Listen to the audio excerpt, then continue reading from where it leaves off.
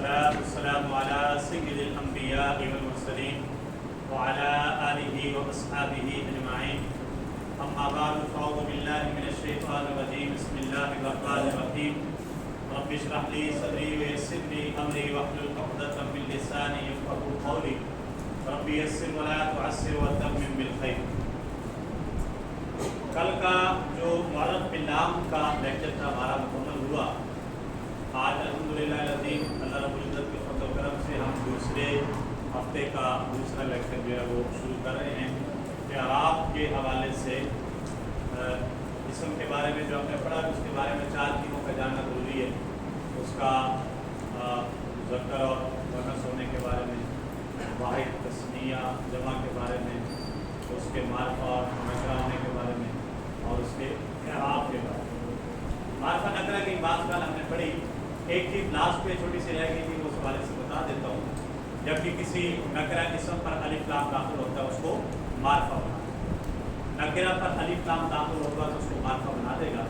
یاد رہے کہ الف لام جو ہے یہ کسی معرفہ اسم پر داخل نہیں ہوگا. الف لام کسی بھی معرفہ اسم پہ داخل نہیں. مثال کے طور پہ روم،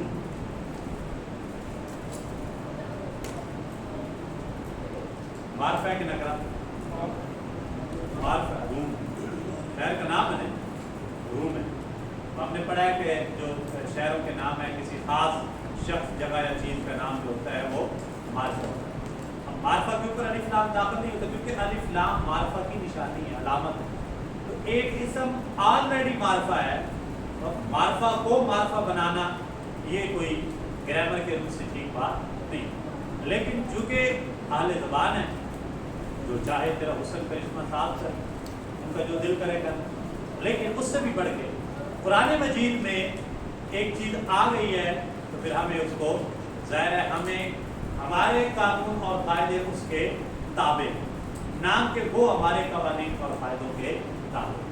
تو روم جو ہے کچھ ایسے اسماء معرفہ ہیں کہ جن پہ قرآن مجید میں الف لام داخل ہوا ہے، استعمال ہوا ہے.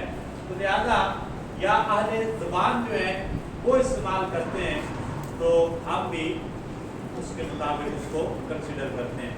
تو لہذا روم جو ہے قرآن مجید میں الف لام میم غلبت الروم، ٹھیک ہے.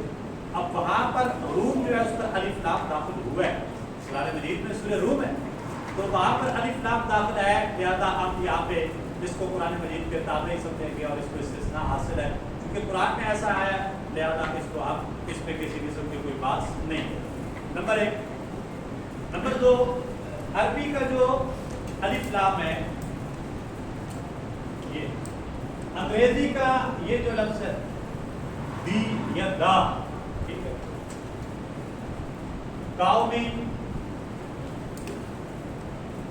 گائے، دی کاؤ. اب یہ کیا کر دیتا ہے، اس کو مخصوص کر دیتا ہے، کوئی مخصوص گائے، یہ بھی ہو سکتی ہے.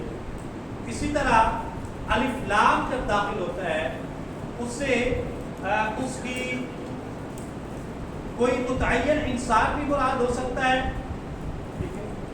دی گاؤں سے کوئی خاص گائے بھی مراد ہو سکتی ہے، فلاں صاحب کی گائے یا فلاں رنگ کی گائے، فلاں نسل کی گائے. اور اس سے تمام جو گائے کی ایک نسل ہے یعنی اس کی جو جنس ہے وہ بھی مراد ہو سکتی ہے. ہر قسم کی گائے اس میں شامل ہے. دی گاؤں پوری یعنی جنس گاؤں کی جو ہے اس کے اندر گائے بھی شامل ہے. اسی طرح جب الانسان، انسان مطلقاً آئے تو یہ تو ہے نکرہ، کوئی بھی انسان. جب الانسان آتا ہے اس کے اندر کوئی خاص انسان بھی مراد ہو سکتا ہے، اسپیسیفک کسی شخصیت کو بھی مراد لیا جا سکتا ہے، اور اس سے جن سے انسانیت بھی مراد ہو سکتی ہے، پوری انسانیت. جیسا کہ قرآن مجید کے شروع میں ہے الحمدللہ رب العالمین. الحمدللہ رب العالمین کیا ترجمہ کرتے ہیں اس کا؟ ذرا بولیے. تمام تعریفیں اللہ کے لیے جو تمام جہانوں کا پروردگار ہے. آپ غور کر رہے ہیں یہ جو دو لفظ آئے ہیں پہلی آیت کریمہ کے اندر، دونوں کے ترجمہ کرتے ہوئے آپ نے تمام کا ورڈ یوز کیا ہے. تمام تعریفیں اللہ کے لیے جو تمام جہانوں کا پروردگار ہے. یہ جو تمام آ رہا ہے نا، تمام تعریفیں اللہ کے لیے. حمد کا معنی ہوتا ہے تعریف کرنا. حمد کا معنی تعریف، حمد کا معنی یعنی تعریف. تو الحمد یہ بھی تو کہہ سکتے ہیں نا، تعریف اللہ کی ہے جو جہانوں کا پروردگار ہے. ایسا بھی حمد کا معنی تعریف ہو گیا نا. تو تعریف اللہ تعالیٰ کی جو جہانوں کا پروردگار. لیکن آپ ٹرانسلیشن یوں پڑھتے ہیں، یوں لکھتے ہیں، یوں سنتے ہیں، یوں کرتے ہیں. تمام تعریف اللہ رب العزت کے لیے جو تمام جہانوں کا پروردگار. یہ جو تمام آتا ہے نا، تمام، یہ الف لام کا ترجمہ ہے. الف لام اس پر داخل ہوا. اب اس نے اس کو کیا کر دیا؟ حمد، خالی حمد جو ہے نا، یہ حمد، یہ نکرہ ہے. ٹھیک ہے، جب الف لام داخل ہوا تو اس نے اس کو معرفہ بنا دیا. اب کیا مطلب ہوا؟ مطلب اس کے دو ہوئے. نمبر ایک، اگر کوئی دنیا کے اندر خاص قسم کی تعریف کرے، جس تعریف کی کوئی اس کا ثانی نہ ہو، ایسی خاص تعریف ہو، وہ خاص تعریف نہیں اللہ کی. اللہ رب العزت کی ذات اس بات کی شایع ہے کہ وہ اخص الخاص تعریف جو ہے، جو اور کسی کے لیے نہ کی جائے، وہ تعریف میرے رب کی خاص ہوگی. عام یعنی اس کے اندر جن سے حمد شامل کر لی جائے. تو مطلب کیا بنے؟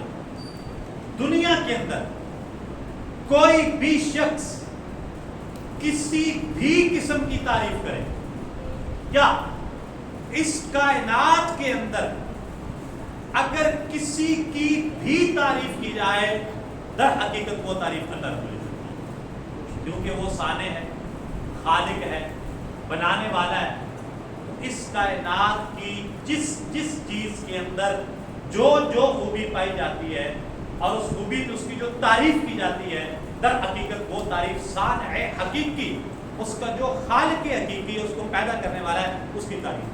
آپ پھول کی تعریف کریں، موسم کی تعریف کریں، بہار کی تعریف کریں، شجر کی کریں، حجر کی کریں، طوطی کی کریں، مینا کی کریں، مور کی کریں، جس چیز کی مرضی آپ تعریف کریں، وہ تعریف در حقیقت صانع حقیقی، خالق حقیقی کی تعریف ہے جس نے اس چیز کو پیدا کیا.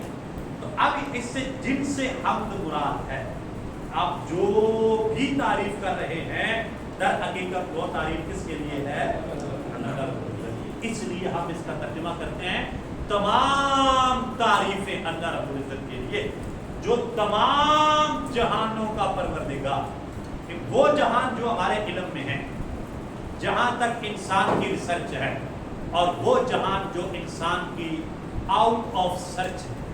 ٹھیک ہے، آؤٹ آف اپروچ ہے، جہاں تک انسان کی اپروچ نہیں، جہاں تک انسان کا نالج نہیں، جہاں تک انسان کی پہنچ نہیں، وہ جہان اور وہ دنیا بھی جس کو صرف اللہ رب العزت کی ذات جانتی ہے، اس دنیا کا بھی وہی پروردگار ہے. اور جن جہانوں کو ہم جانتے ہیں جو ہمارے سامنے ہیں، ان جہانوں کا پروردگار بھی اللہ رب العزت ہے. اس لیے کہتے ہیں جو تمام، یعنی جو دونوں جہانوں کا پروردگار ہوتا ہے نا. دو جہان استعمال ہوتا ہے نا، لیکن تعریف کرتے وقت یہ نہیں کہتے تمام تعریف اس رب کے لیے جو دو جہانوں کا پروردگار. تمام تعریف اس رب کے لیے جو تمام جہانوں کا، وہ جہان جو ہمارے علم میں ہے، اور وہ جہان جو ہمارے علم میں نہیں ہے. وہ تمام جہانوں کا مالک کون ہے؟ الف لام کا فنکشن آپ کو سمجھ آیا؟ یہ جب داخل ہوتا ہے کسی معرفہ پہ، نکرہ پہ، اس کو کیا بنا دیتا ہے؟ معرفہ. جب معرفہ بنائے گا تو اس سے مراد کوئی ایک مخصوص چیز، شخص یا جگہ بھی ہو سکتی ہے، اور پوری جنس بھی مراد اس سے ہو سکتی ہے. اس کی مزید طرح کوئی وضاحت اگر آپ ہو جائے، وَالْعَصْرِ إِنَّ الْإِنسَانَ لَفِي خُسْرٍ. محبوب زمانے کی قسم، بے شک انسان گھاٹے میں ہے. الانسان، ٹھیک ہے، اب اس سے مراد ابو جہل بھی ہو سکتا ہے، ساری زندگی رسول اللہ صلی اللہ علیہ وسلم کی مخالفت کرتا رہا، مر گیا بے ایمان دنیا سے، گھاٹے میں گیا، الانسان آ گیا ہے۔ ایک اسپیسیفک پرسنالٹی بھی مراد ہو سکتی ہے، اس سے ابو جہل بھی مراد ہو سکتا ہے، ابو لہب بھی مراد ہو سکتا ہے، عتبہ شیبہ بھی مراد ہو سکتا ہے، ولید بن مغیرہ بھی مراد ہو سکتا ہے، جو رسول اللہ صلی اللہ علیہ وسلم کی مخالفت کرتے کرتے دنیا سے بے ایمان چلیں گے، ایک شخص ان میں سے مراد ہو سکتا ہے۔ ہر انسان خاص کسی خاص شخص کے لیے بھی کہا جا سکتا ہے، محبوب تیرے زمانے کی قسم تیرا فلاں دشمن جو ہے نا وہ گھاٹے میں ہے کہ وہ آپ کی مخالفت میں دنیا سے چلا جائے۔ بات کی سمجھ آئے؟ اور الانسان سے مراد جن سے انسانیت بھی مراد ہو سکتی ہے۔ جناب آدم علیہ السلام کے پہلے امتی سے لے کر مصطفیٰ کریم علیہ السلام کے آخری امتی تک، محبوب تیرے زمانے کی قسم انسان گھاٹے میں ہے، ٹھیک ہے نا؟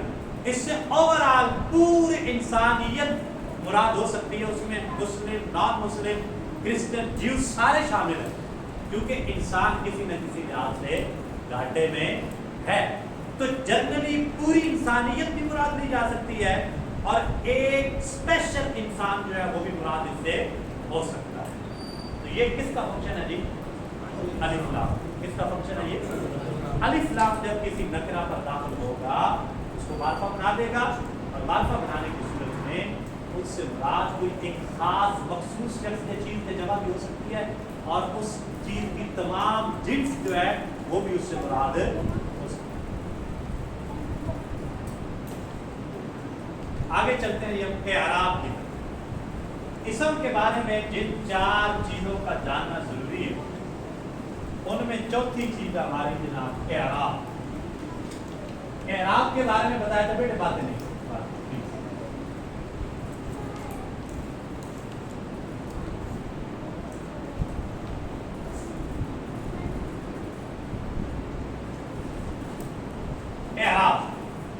اعراب کے بارے میں بتایا تھا کہ اعراب سے مراد وہ اردو والا اعراب آپ نے نہیں لینا جو کہ کتابوں میں لکھا ہوتا تھا۔ ہمیں ہماری اردو گرامر ٹھیک کرنے کے لیے اردو کی جو ایکسرسائز ہوتی ہے اس کے آخر میں چند جملے دیے گئے ہوتے ہیں۔ گرامر پڑھنے کے بعد پہلے کچھ گرامر پڑھائی جاتی ہے، اور پھر آخر میں ایک ایکسرسائز دی جاتی ہے جس میں چند جملے لکھے ہوتے ہیں، اور کہا جاتا ہے درج ذیل جملوں پر اعراب لگائیں، ٹھیک ہے؟ اب وہ اعراب لگاتے ہیں بیٹے، اب وہ اعراب لگاتے ہیں جناب، ٹھیک ہے؟ اعراب لگایا جا رہا ہے جی پھول پہ، پھول پہ اعراب لگایا جی، یہ پھول کا اعراب، یہ پیش واؤ پھول لام ساکن پھول اعراب لگ گیا۔ تختی پر اعراب لگایا جی، لے یہ تختی نے زبر سے تخت لے لیے، تی تختی اعراب لگ گیا، ٹھیک؟ یہاں پر یہ اعراب مراد نہیں، اردو والا اعراب یہاں پہ مراد نہیں لینا۔ یہاں پہ اعراب سے کیا مراد ہے؟ یہاں پر اعراب سے مراد کلمہ کی آخری حرکت، ٹھیک ہے؟ کہ اس پہ ہم نے زبر پڑھنی ہے، پیش پڑھنی ہے، زیر پڑھنی ہے، کیا ہے؟ وہ حالت رفع میں آ رہا ہے، ٹھیک ہے؟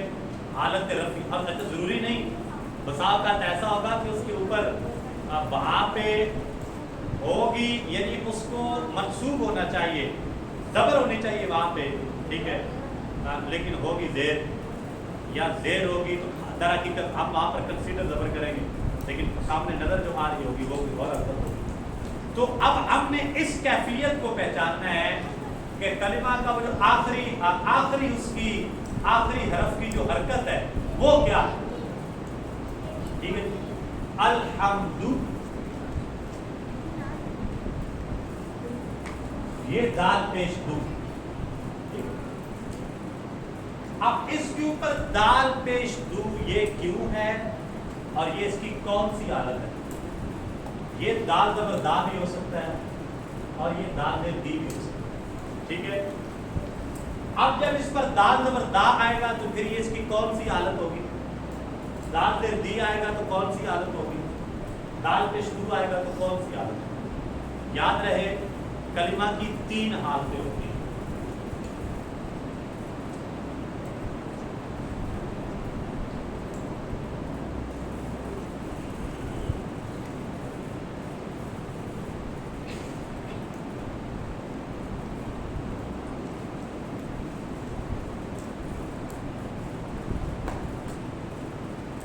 یاد ہوگا شروع میں ہم نے پڑھا تھا حرکات کسے کہتے ہیں؟ زبر زیر اور پیش کو حرکات کہا جاتا ہے. حرکات کا ایک اور بھی نام ہم نے پڑھے تھے. زبر کو کیا کہا جاتا ہے؟ فتح. زیر کو کیا کہا جاتا ہے؟ کسرہ. اور پیش کو کیا کہا جاتا ہے؟ ضمہ. ٹھیک ہے. اب ان کی جب اعراب کی حالت آتی ہے تو پھر اس کو جو پیش والی حالت ہوتی ہے اس کو رفعی حالت سے جو ہے وہ تعبیر کیا جاتا ہے. اس کو رفع کہتے ہیں. پیش کو رفع کے طور پر بولا جاتا ہے اور زبر کے لیے نصب بولا جاتا ہے. ٹھیک ہے. اور زیر کے لیے جر بولا جاتا ہے. کیا بولا جاتا ہے؟ پیش کے لیے رفع, زبر کے لیے نصب اور زیر کے لیے جر. پیش, زبر, زیر.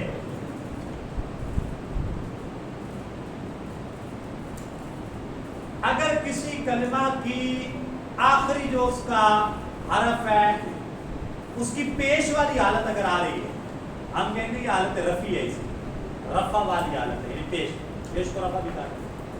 اگر زبر والی حالت آ رہی ہے تو ہم کہیں گے اس کی نصبی حالت ہے, نصب ہے اس کے اوپر, زبر سے مراد نصب. اور اگر زیر والی حالت آ رہی ہے تو ہم کہیں گے یہ اس کی جری حالت ہے. کون سی حالت ہے؟ جری. ٹھیک ہے.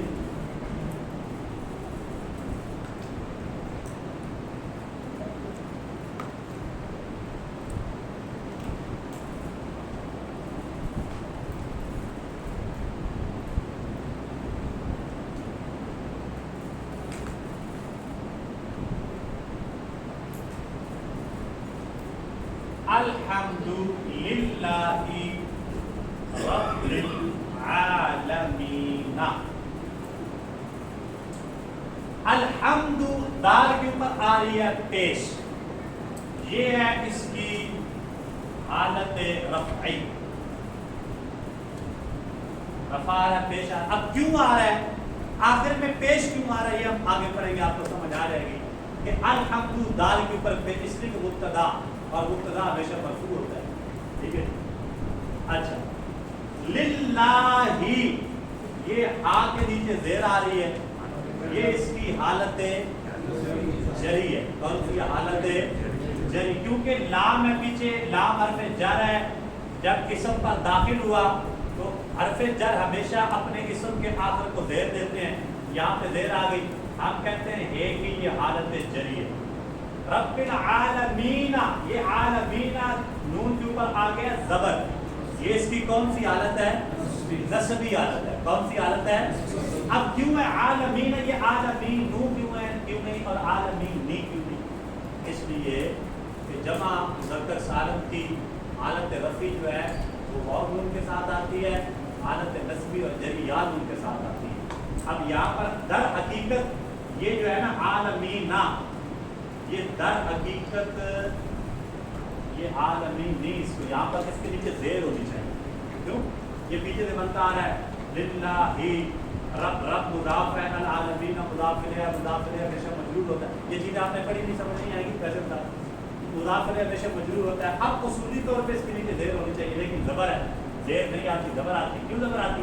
زبر اس لیے آتی کہ یہ عالمین جو ہے یہ جمع مذکر سالم ہے. کون سی ہے؟ جمع مذکر.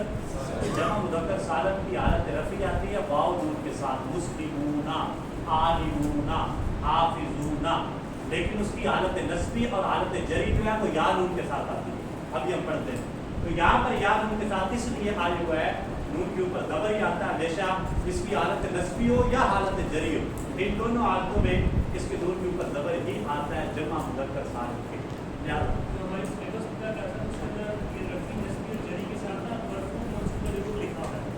وہ جب ایکسرسائز جائیں گے نا حل کرنے کے لیے تو وہ مرفوع مجرور مرفوع لکھا ہوگا تو وہ ساتھ لکھتے ہیں تاکہ وہ اس کو یاد کریں.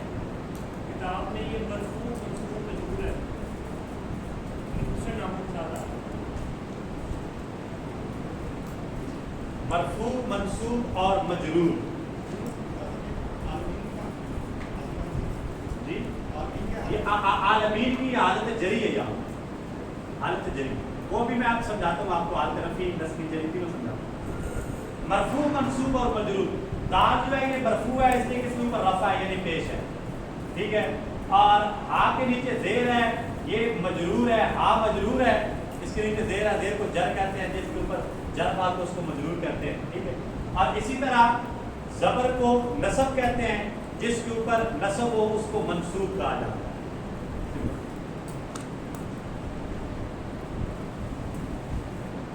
اب عربی جملہ جو ہے وہ جب بھی استعمال ہوگا جملہ، عربی جملہ، اس کی یہ تینوں صورتیں ہوں گی، یا وہ مرفوع ہوگا یا منصوب ہوگا یا مجرور ہوگا، چوتھی کوئی حالت اس کی نہیں ہوگی۔ وہ جملہ جو ہے پورا جملہ آپ دیکھ لیں، ٹھیک ہے، الحمدللہ رب العالمین، مرفوع ہے یا مجرور ہے، منصوب اس کے اندر نہیں آ رہا، کسی اگلے جملے میں آ جائے گا، لیکن یہ یا مرفوع ہوگا جملہ یا منصوب ہوگا اور یا کیا ہوگا، مجرور ہوگا، چوتھی اس کی کوئی حالت نہیں آئے۔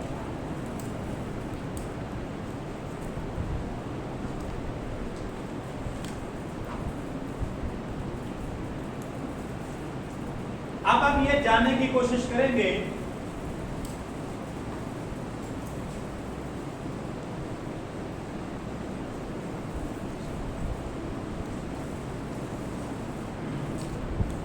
جناب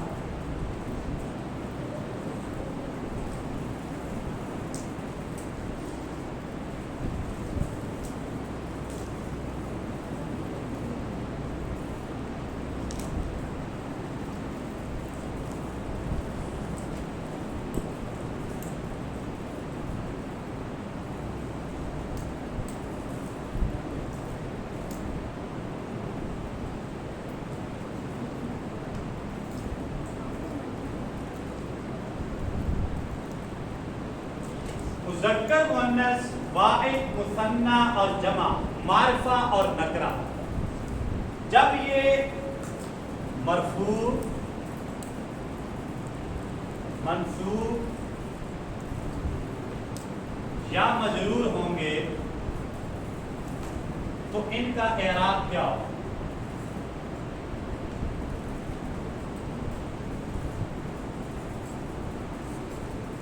مطلب ان کی حالت کیسی ہوگی؟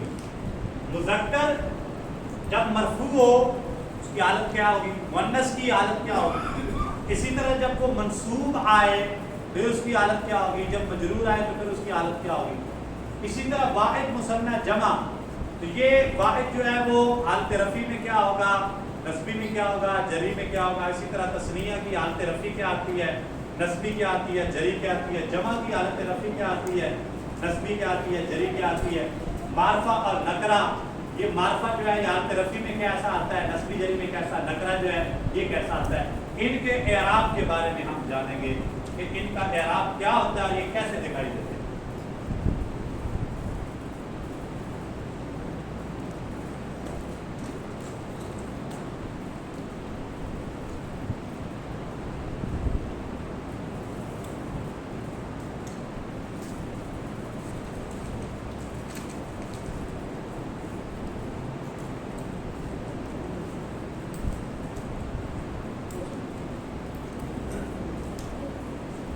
یہ لکھ لیا آپ نے، نوٹ کر لی؟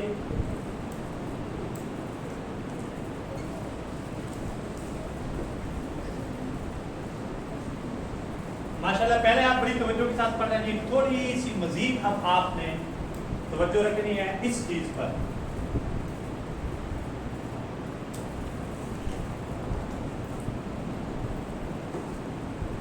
اعراب بڑی خاص چیز ہے،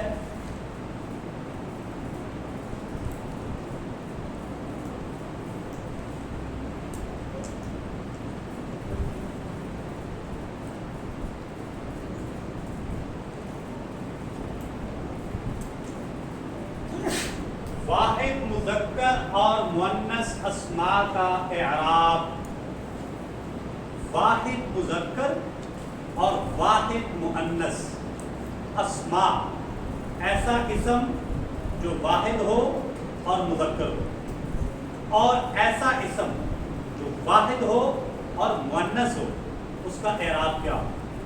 واحد مذکر اور واحد مؤنث اسماء کا اعراب۔ غور کرنا نہیں آپ نے، ایک ایک چیز तवज्जो के साथ समझते जाएं तो इंशाल्लाह ज़हन नशीन होती जाएगी। अगर ये मिक्स हो गई चीज़ें तो फिर थोड़ा सा आपके लिए प्रॉब्लम क्रिएट हो सकती है। वाहिद मुज़क्कर और वाहिद मुअन्नस का इराब क्या होगा?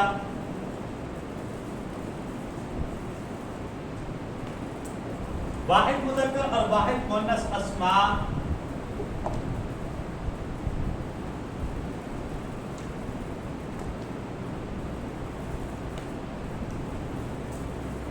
अपने आखिरी हरफ पर, पीछे से ये इबारत लिख देनी आप, यहां से इधर कन्वर्ट हो जाता है। वाहिद मुज़क्कर और वाहिद मुअन्नस अस्मा अपने आखिरी हरफ पर दो पेश ये के साथ मरफू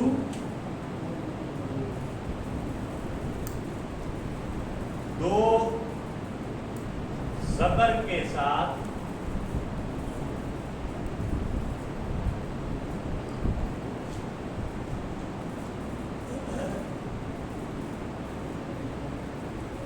मंसूब और दो ज़ेर के साथ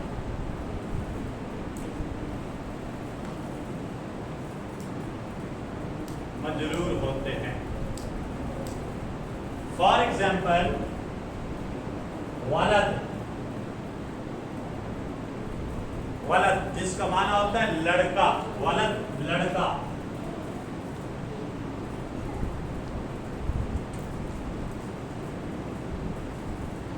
ये जब किसी का भी नाम लिखा जाता है ना, हाफिज मोहम्मद सलीम वलद अल्ताफ हुसैन, वो लफ्ज वलद होता है, वालिद नहीं। हाफिज मोहम्मद सलीम वलद अल्ताफ हुसैन, मतलब हाफिज मोहम्मद सलीम जो कि लड़का है अल्ताफ हुसैन, ठीक है। इसी तरह बाद लोग गलती करते हैं, जब फीमेल का नाम लिखते हैं तो मरियम बतूल वलद इब्राहिम, अब वहाँ पे वलद नहीं, वहाँ पे दुख्तर लिखा है। दुख्तर मीन लड़की, बेटी, ठीक है। मरियम बतूल जो कि बेटी है मोहम्मद इब्राहिम, वहाँ पे वलद नहीं लिखा है। जो एक कॉमन मिस्टेक है, मैंने उसकी तस्दीक करना जरूरी समझ लिया ताकि वलद से ये चीज़ हमें अब शरह सदर आपको हासिल हो गया ना, बिल्कुल क्लियर होगी कि वो वलद का मतलब क्या होता है, क्या पता है। दुख्तर, हाँ दुख्तर फारसी का है वो वलद, लेकिन वो हम उर्दू की बात करें ना तो उर्दू जो है ये अरबी और फारसी का मिक्सचर है। हम बात उर्दू, यहाँ पर अरबी की नहीं, वो उर्दू इबारत का जुमला मैंने आपको समझा, जो हमारा गलत और आम इस्तेमाल होता है, हमारे आम तौर पे पता नहीं होता कि यहाँ पे वलद लिखना है या वालद लिखना है, और बेटी का नाम लिखते हुए भी वहाँ पे वलद लिख देते हैं। वो मैंने तस्दीक करने की कोशिश ताकि आपको क्लियर हो जाए कि वहाँ पर जो वलद लिखा जाता है उसका मतलब वल्दियत लिखा है। तो वलद का माना होता है जी लड़का। अब ये वाहिद मुज़क्कर है, इसकी हालत रफ़ी आएगी दो पेश के साथ वाला दुन, हालत नस्बी आएगी दो ज़बर के साथ वाला दन, और हालत जरी आएगी दो ज़ेर के साथ वाला दिन। वाला दुन, वाला दन और वाला दिन। अगर ये किसी जुमले के आखिर में आएगा, ये ऐसा है कि नहीं? ये जरूरी नहीं है कि ये जुमले के आखिर में ही आएंगे, जुमले के दरमियान भी आ सकते हैं। ये फाइल भी बन सकता है, ये मफूल भी बन सकता है, मुदाखिले भी बन, ये जरूरी नहीं है। जुमले में जहां पर भी आएंगे हमने इनकी आखिरी हरकत को देखना है कि इसकी आखिरी हरकत क्या बन सकती है। वो इंशाल्लाह आगे जब आप पढ़ेंगे ना, सर्फ जब आप पढ़ेंगे वहाँ पे आपको फेल फाइल की जब पहचान होगी तो फिर ये चीज़ें मज़ीद क्लियर हो जाएंगी। फिलहाल आपने सिर्फ ये बात याद रखनी है कि वाहिद मुज़क्कर और वाहिद मुअन्नस अस्मा का एराब होता क्या है, सिर्फ इतनी बात याद रखनी है। वाहिद मुज़क्कर और वाहिद मुअन्नस अस्मा अपने आखिरी हरफ पर, यहाँ पे ये नहीं लिखा हुआ कि वो अपने जुमले के आखिर में, ये लिखा हुआ है कि वाहिद मुज़क्कर और वाहिद मुअन्नस अस्मा अपने आखिरी हरफ पर। अब वो वाहिद मुज़क्कर का जो लफ्ज है वो चाहे जुमले के शुरू में आ रहा है, चाहे दरमियान में आ रहा है, चाहे आखिर में आ रहा है, इस बात से कोई फर्क नहीं पड़ता। हमने ये देखना है कि इसका एराब होता क्या है। इसका एराब है आखिरी हरफ पर दो पेश के साथ मरफू, दो ज़बर के साथ मंसूब और दो ज़ेर के साथ मजरूर होता है। उसकी मिसाल हमने पढ़ी, वाला दुन दो पेश के साथ है, इसकी हालत रफ़ी है, मरफू है ये, और वाला दन ये मंसूब है, मरफू मंसूब और ये मजरूर। इसी तरह बिन वो वाहिद मुज़क्कर की मिसाल, ये वाहिद मुअन्नस की मिसाल। और मुअन्नस भी कौन सी है?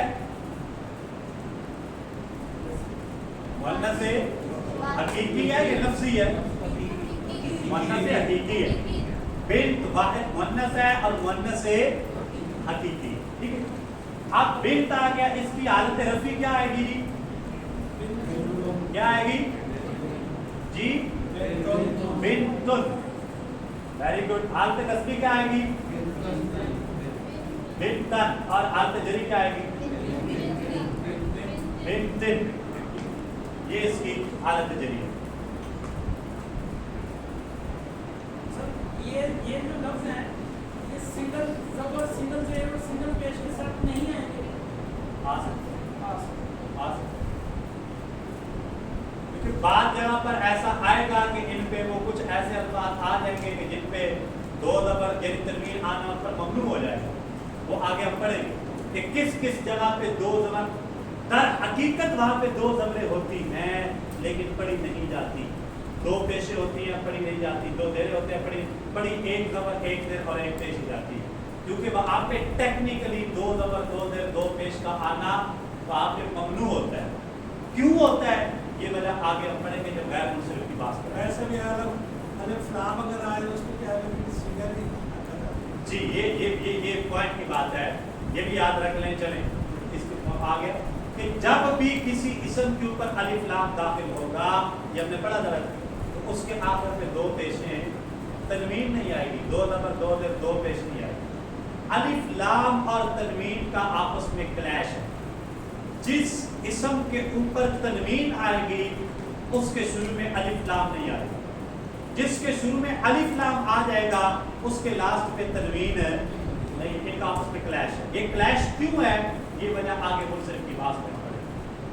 अच्छा, आपने गौर किया कि ये बिन्तन मैंने लिखा है, अलिफ इसके साथ लिखा है, वलदन लिखा है तो एक अलिफ इसके साथ लिखा है। आते रस्म ये एक कानून कायदे के तहत अलिफ इसके साथ लिखा जाता है, ये कायदा है अरबी ज़बान का, लिखा जाता है। लेकिन दो तरह के अस्मा पर ये अलिफ लाम अलिफ जो है इस कायदे का इतलाक नहीं होगा, यानी वहाँ पे अलिफ नहीं लिखा जाएगा। वैसे हर इसम जो वाहिद मुज़क्कर हो या वाहिद मुअन्नस हो, जब हम उसकी हालत नस्बी यानी मंसूब हालत में वो आएगा तो उसके आखिर में दो ज़बर के साथ अलिफ ज़रूर लगाएंगे, जैसे वाला दन के साथ लगाया, बिन तन के साथ लगाया, अलिफ लगाया। लेकिन दो तरह के इसम ऐसे हैं कि जिनके आखिर में ये अलिफ नहीं होता। नंबर एक, जिस इसम के आखिर में गोल ता,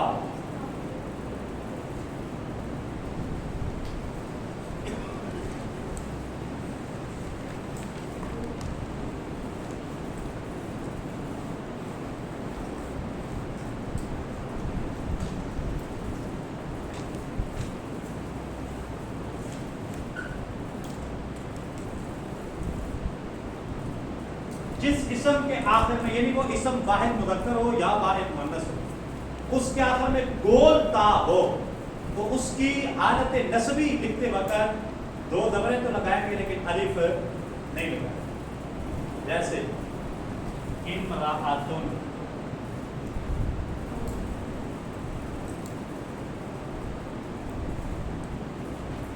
अब ये देखें कि इसके आखिर में गोल ता है, ये इसम है वाहिद मुअन्नस और मुअन्नस हकीकी, मुअन्नस हकीकी। इमराअतुन वाहिद मुअन्नस है, मुअन्नस हकीकी है।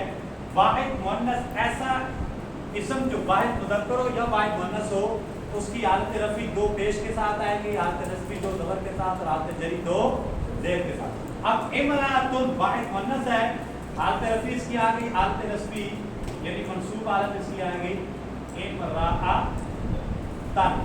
اب اس کے ساتھ الف نہیں لگانا، یہاں پہ صرف تا دو، ٹھیک ہے، اور حالت جری میں دو زیر لگا دیں گے نیچے، ٹھیک ہے، الف ساتھ ہے۔ اسی طرح جس اسم کے آخر میں پہلے سے ہی الف اور حمزہ موجود ہو،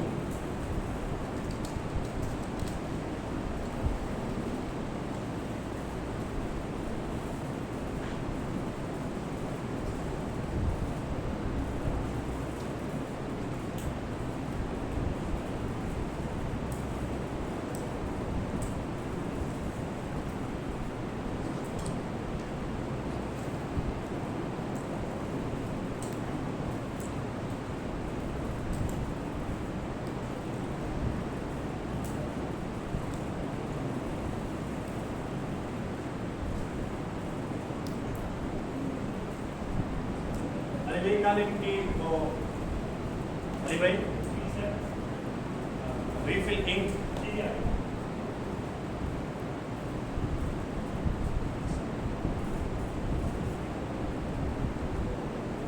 جس اسم کے آخر میں پہلے سے ہی الف اور حمزہ اکٹھے موجود ہوں، وہ اسم واحد مذکر ہو گیا واحد مؤنث ہو، اور اس کے آخر میں الف اور حمزہ پہلے ہی آئے ہوئے ہیں، اب پھر اس کی حالت نصبی جو ہے اس کو بیان کر لکھتے ہوئے آخر پہ الف لگانے کی ضرورت نہیں ہے۔ مثال کے طور پہ یہ جزاء لکھا ہوا ہے حالت رفیع کی، اب جزاء حمزہ کے اوپر دو زبریں تو لگا دی، اس کے ساتھ دوبارہ الف لگانے کی ضرورت نہیں، یہاں پہ الف نہیں لگا۔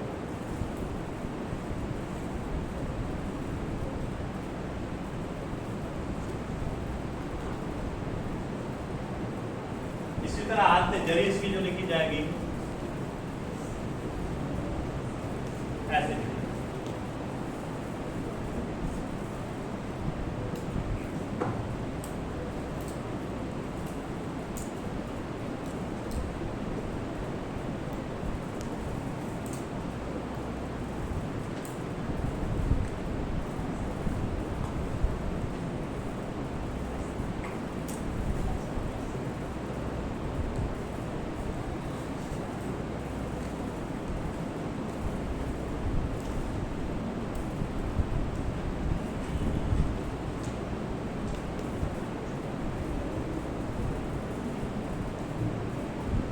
یہ لکھ لیا جی آپ؟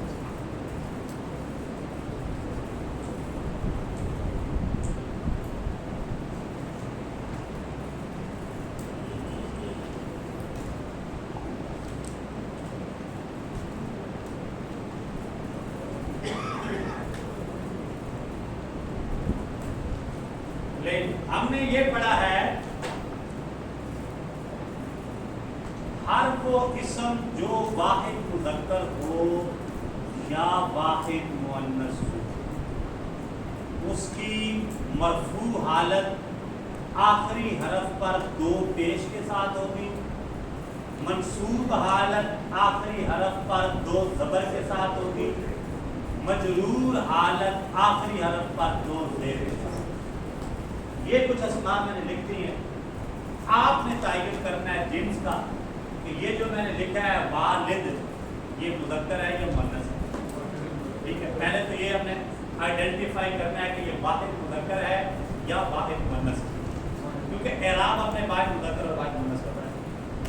پھر آپ نے جنس اس کی آئیڈینٹیفائی کرنے کے بعد اس کی مرفوع حالت بنانی ہے، پھر اس کی منصوب حالت بنانی ہے، اور پھر اس کی مجرور حالت بنانی ہے۔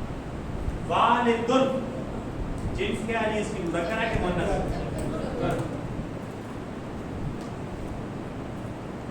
مرفوع حالت کیا آئے گی؟ بولیے والدن۔ منصوب حالت کیا آئے گی؟ والدن، 2 زبر کے ساتھ، الف لکھیں کے ساتھ کیوں نہیں آئے گا؟